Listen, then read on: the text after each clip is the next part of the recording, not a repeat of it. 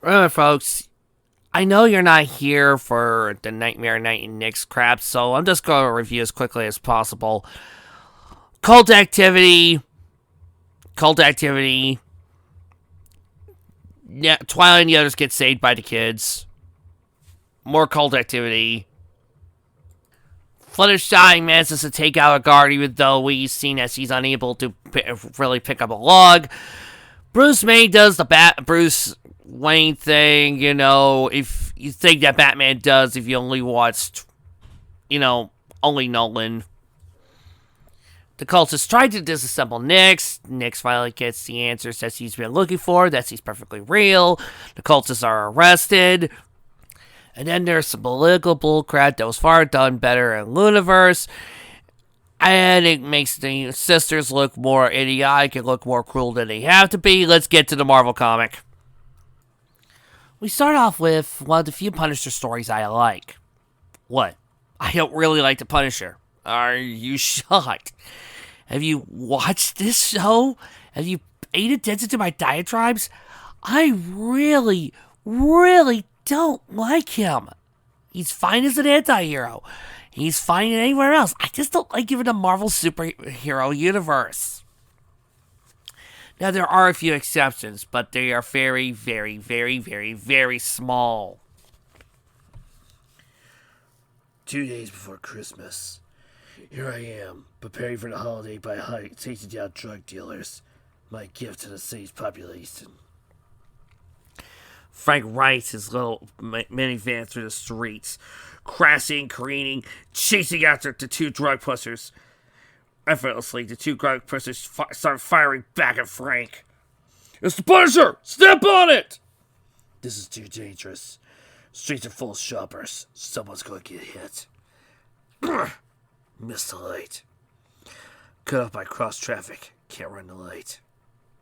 What's this? Frank looks behind him and sees a bunch of people in a marching band walking up towards us during Santa. Heard about this rash of charity Santa ice. Look out! What?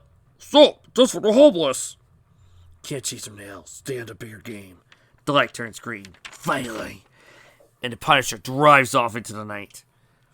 A few hours later, microchip's working late again. Don't have to be a psychic to know what he's gonna say. Chip begins to walk around the deadened van, bullet holes all over it.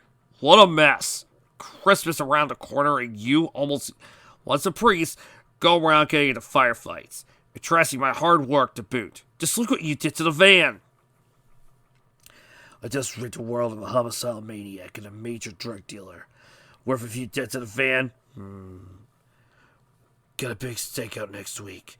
Can you customize the van's electronic surveillance systems by then? I suppose you want the whole van repaired too? Frank, I bet that you can't go about your business for the next 48 hours without resorting to lethal means. No shooting, stabbing, or hitting. No offense at all. Why would I even take such a stupid bet? If you could do it, just for 2 days, I'll have the van ready to go for you next week. And if I don't make it? You'll have to make do with the van as is. I like keeping it in the holiday season, Micro. What's the pot saying to the kettle? With the bet in place, we see Frank standing on the corner, ringing a little bell. Next day. I've been this for 7 hours. Hold on. Another bike thief starts racing towards Frank. Luckily, I managed to talk Micro into at least putting some welding equipment to the van. I'm right in the middle of the area the thieves have been hitting. It'll take a main battle tank to break the wheel to the chains on that in the pot. The man tries to grab the chain and pull it, but unfortunately he ends up only pulling his arm out. Grabbing the Punisher, slams him against the wall. Why are you stealing for charities? You, man! You don't scare me, man. Pulling back Santa's outfit, he sees the skull logo. Oh, jeez. Cough out the info, you walk in one piece. Alright, bad to my neighborhood blackmails the local kids for these collection runs. What kind of blackmail? It's more of a threat. My kid brother refused and the man broke his arm. See if I did do it, he dressed my whole family. Everyone's in the hood too scared to call the cops. I want this man's address. Sure, but watch out. He's got a huge guard who's always planted in front of the HQ. His big thing is to sucker punch folks in the chest. It's just so hard to drop like a rock and right in pain and gasp for breath. Believe me, it ain't no fun. Later. Took a few hours in the van to prepare for this. Thanks a lot, Micro. Hold up, Knowles. It does as he said. The big man stands right in front of the office. What do you think you'll do? Delivering a present here, son. You being a bad boy doesn't expect me a visit for tomorrow. Better to give than receive, you sorry old bum. I got your present right here. And slowly, the man slams his fist into the parser's chest and ends up breaking it. Ah! Well, it doesn't hurt that his breastplate also has some spikes. All the wheeling paid off. It's like Santa and the mailman. Nothing keeps me from my appointed rounds. Even the Micro's ridiculous conditions. Yes, Frank, because it's so ridiculous to expect you to go a whole day without killing somebody. Frank breaks in the door with a well-placed kick. Here's where I can see him. The blackmailer tries to reach for a gun, but in an instant, Frank's standing right in front of him. No one had in mind. Well, grabbing the gun, Frank easily disassembles and removes the ammo. You're turning over a new leaf as of now. All criminal activity will cease, and you'll turn yourself in as a little Christmas present to the cops. You're nuts! You can beat the out of me, but I ain't ever going back to prison. I'll die first! I'm not going to hit you, shoot, or stab, or initiate violence of any kind towards you. What's your game? No game. Special holiday rules. You see, I'm not even carrying, and I won't even strike back at defense. 12 Precinct, Sergeant Amos, how may I help you? I'm not going back to prison! The man, instead of taking the option to actually be smart, hits the Punisher upside the face over the phone. What's going on? Hello? Hello? Punisher wipes the wound. Then smiles. Jeez, you really mean it, don't you? Alright, hey, hold still! I said one strike back. The man tries everything, slamming a chair, throwing a lamp, trying to use a coat rack. He's running out of usable ammo. I'm gonna beat you to the punch with my bare fist! But before he can, he suddenly comes over and faints. Company's coming. Must have tracked the phone line. Got about another 2 minutes. You can see, breathe right here, but that's about enough now. Covered myself with a special solvent tranquilizer combination. Penetrates bare skin on contact. I'm betting that the cops will find enough evidence around the office to put you away again for a very long time. Back in prison with all your old friends. Best make your New Year's resolution to sleep with both eyes open. It's happy holidays. Shortly, Punisher and Microchip talk in front of the newly restored fan. And that's the whole story. I win the bet. You may have kept to the letter of the bet, Frank, but you violated the spirit by investigating instigating situations where people hurt themselves in reaction to your presence. No wiggling out of this one, Micro. I won, fair and square. I'll do the upgrades to the van, but you really don't deserve it. I'm too much of a gentleman. I'll agree with the half of that sentence. You gotta learn to get back in the spirit of the holidays, Frank. Your bloody hot holiday spirit almost got me killed today. But didn't feel good. You didn't need to kill or maim or get the scum off the street. Wonderful. Now he'll be back on the street within 4 years, and I'll have to go after him again. And you're in reform. Maybe he'll see the light. Maybe he'll join Mother Teresa in Calcutta. Pessimist? I'm a realist. No, you're a pessimist. A realist would see that life isn't all that bad. You're paying a tuckus only to those who deserve it. By the way, Frank, Merry Christmas. And Happy Hanukkah to you too, Micro. Now, let's see how Thanos is doing. I, Thanos, am embarked on a program of reopening and retrofitting several of my former hideaways. Recent events have clearly shown that despite setting aside my galaxy-conquering intentions of the universe, still remains a dangerous place for this particular Titan. You never know when one of these old haunts might prove an advantage. Sir, what shall we do with the items the crew has cleaned out in the back rooms? Dispose of them. Around town, several robots begin to work, operating, constructing. Wait. Let me see the contents of this box. Thanos walks over and pulls out a little doll. What have you there, Master Thanos? Simply a doll. It once belonged to a child named Gamora. Did you not raise this woman from infancy to become a field operative in your past endeavors? Yes, but I did not desire just any psychopathic assassin in my employ. I wanted a fighting machine, killing, but one that could reason with a sound and rational mind. Dallas's mind flashes back to when Gamora began her training.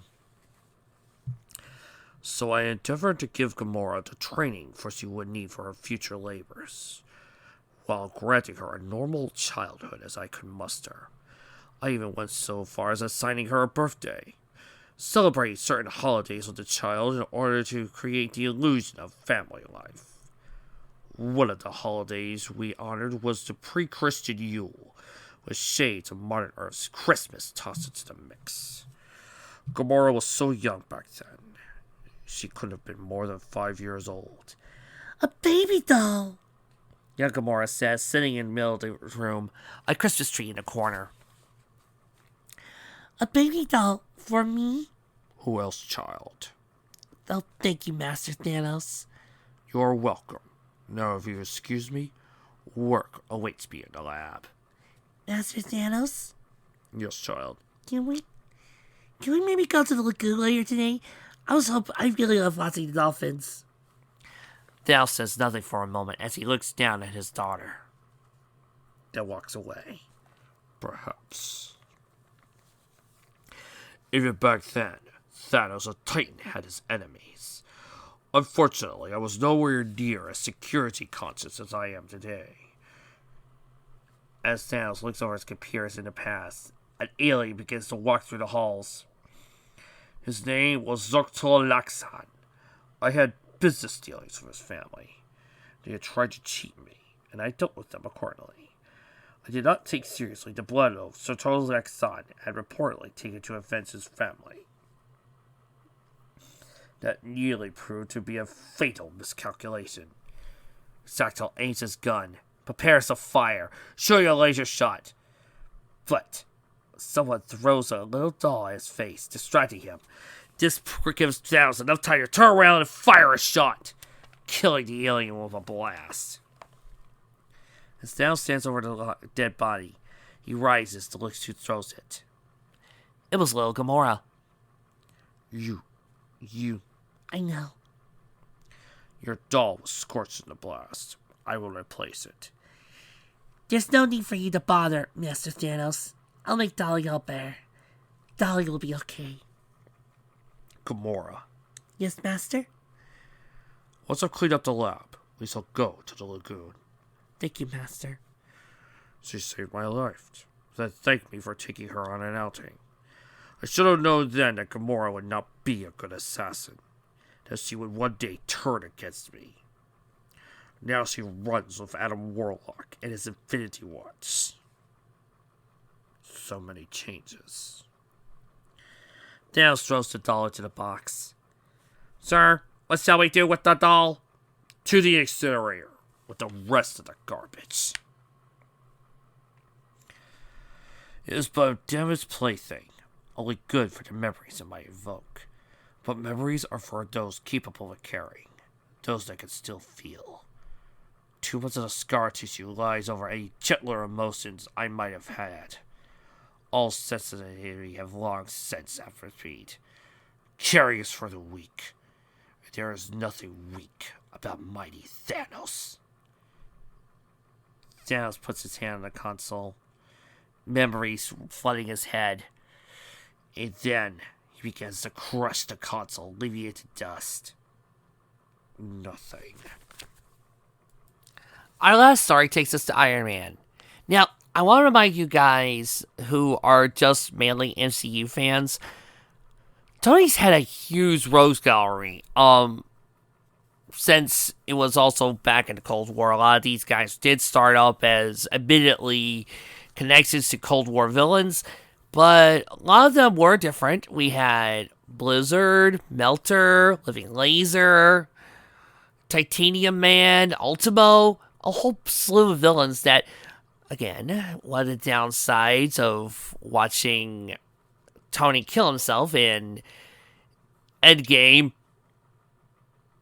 Oh, come on. It's been 2 years. I think the spoilers are gone. Is that we won't get to see some of these other rogues until somebody decides to do a reboot or decides to do a sequel series. This is a story about one such rogue. To me, the holiday season is a time for remembering. To the friends of Tony Stark, this Christmas is a key to remember. The good times before he passed away. Convenient. To Randy McKay, it's a time to remember a holiday season not long ago. And remember his first encounter with... I'm sorry, Mr. Macklin, but there just aren't any suitable positions open right now. Maybe you could check back us after the holidays. This is supposed to be a story set before what was going on in Iron Man at the time. What was going on with Tony in 93? Oh, I remember now. At this point in the comics, Tony was bedridden again with a techno-organic virus that completely wiped out his nervous system. Everybody thought he was dead again. And he had to work his way up to basically rewrite his whole entire nervous system so he could actually start walking again. And of course, this is certainly before he could actually use his modular system, which actually shows up in Iron Man 300. So at this point in the comics, he's using a version of his telepresence system. And in this issue, it's a little bit beforehand, so I'm not a geek. Then what? Check back again February, then a month after that? We've been doing this for 2 months already. Or did you say what you mean? The con walks out, slamming the door. Nobody wants to hire an ex-con. Ain't right. I did my time for looking over that liquor store. And it ain't just me. Seems like everyone I grew up with is doing time. Bragger's still at Seagate. Julia Lee pulled hard time at Rikers. Even Donnie. We thought he had made when Justin Hammer hired him to be Blizzard. But he instead winds up in the vault. Ma? No good. She's not home. Good. Because he never realized that Donnie asked me to take care of her spare costume. He opens the closet, revealing the Blizzard attire. Sorry, Ma. I tried to go straight, but they won't let me. I'm gonna do a better job than Donnie did, though. I'll prove it. I'll start by taking down the guy who sent Donnie to jail. Iron Man! I want you to remember, folks, back in the old days, before the modern day comics, Tony used to have a secret identity. Iron Man was his bodyguard, and only a few knew it. I know, it seems so weird nowadays, huh? I mean, nowadays we're used to Tony being public and all that. Elsewhere, Tony Stark and Jim Rhodes are lining it up at a party. Take a listen, Jim. Having spotted his prey beneath the mistletoe, international renowned playboy Tony Stark moves in for the kill. Merry Christmas, Miss Ambergast. It won't be Christmas for another few days, Mr. Stark, but Merry Christmas to you, too. Hey, you kids, no that kissing now. Abe, happy Hanukkah. Thanks. I might as well try for an RDJ, even though RDJ isn't exactly the same as the Tony was back in the early comics. He's all yours. Okay. It's been quite a year. Thanks to contracts we picked up this year, Tony Stark Enterprise is really getting out the ground. If we needed another good omen, there's something else you don't see in everyday Los Angeles. It's starting to snow. We might even get a light Christmas. Looking out the window, he sees Blizzard pulling off a Iceman by creating an ice sled. How's that even ever physically possible? Right towards the window.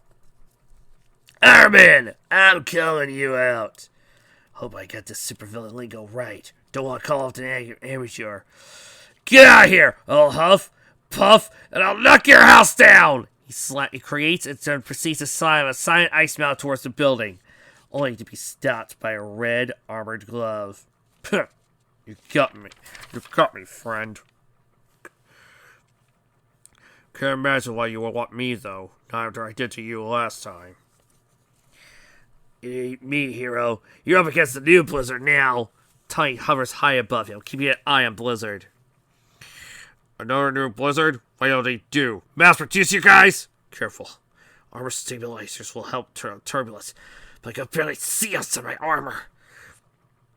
Still, this suit would be pretty darn useless if it didn't operate under conditions of low visibility. Tiny thinks to himself as he uses his red eye slits. Again, the module we're using, the current armor we're using is, the red and gold Renaissance armor that he used after the Samuel Centurion armor. Fly by my instruments!